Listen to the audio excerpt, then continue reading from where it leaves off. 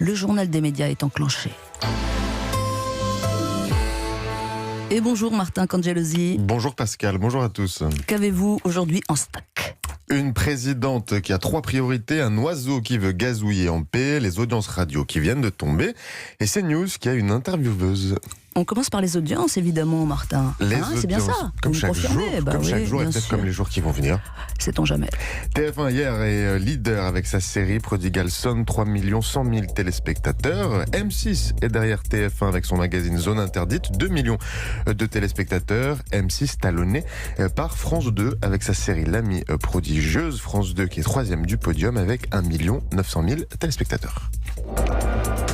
Culture Média. Et à la une de ce journal des médias, le nom du président, de la présidente de France Télé pour les 5 prochaines années. Vous l'avez ? Et c'est donc Delphine Ernotte, fin du suspense. C'était la favorite, Delphine Ernotte. 3 priorités, la culture, la jeunesse et l'information. Vous en parlerez donc, Pascal, avec vos invités dans moins de 10 minutes. Exactement.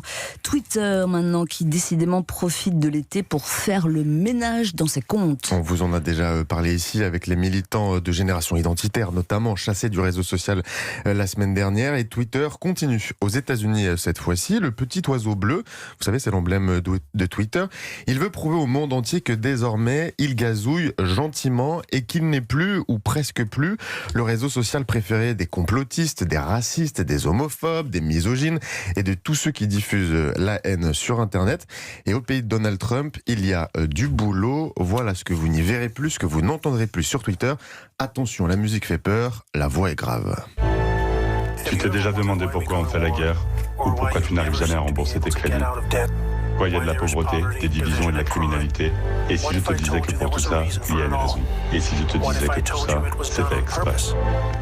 Twitter vient de fermer 7000 comptes comme ceci, avec des vidéos comme celle-là. 7000 comptes, autant le dire, c'est colossal. Mais qui se cache exactement derrière ces comptes, Martin ? Alors, derrière ces comptes, un mouvement qui s'appelle le QAnon. Pour résumer, ce sont des Américains qui aiment beaucoup, mais alors beaucoup, Donald Trump.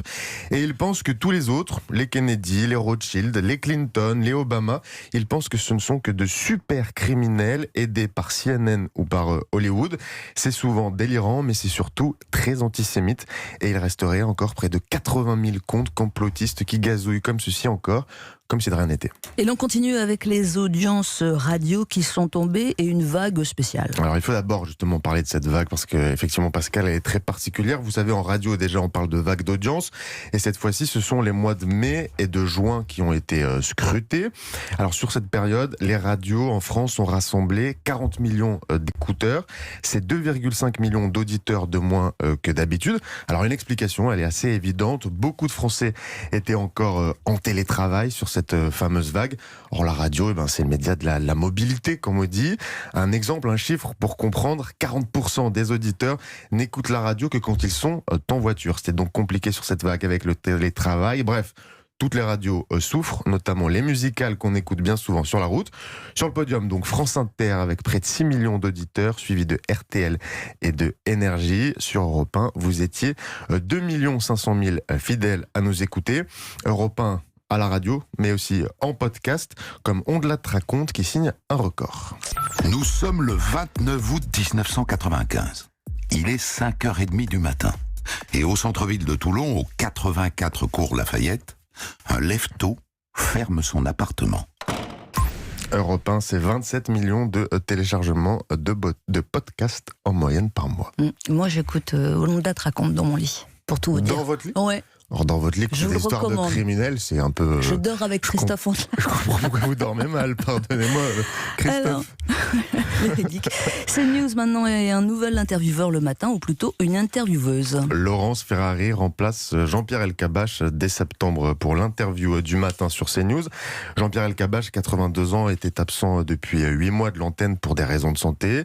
Il va beaucoup mieux, c'est en tout cas ce qu'il dit aux Parisiens, mais il ne peut plus assurer de rendez-vous quotidiens. Il ne quitte pourtant pas CNews puisqu'il va présenter le dimanche soir une grande émission politique sur CNews. Gérard Leclerc, qui faisait l'intérim pendant le congé maladie de Jean-Pierre Elkabbach, n'a donc pas été titularisé, mais a été préféré au profit de l'ancienne star du 20h de TF1.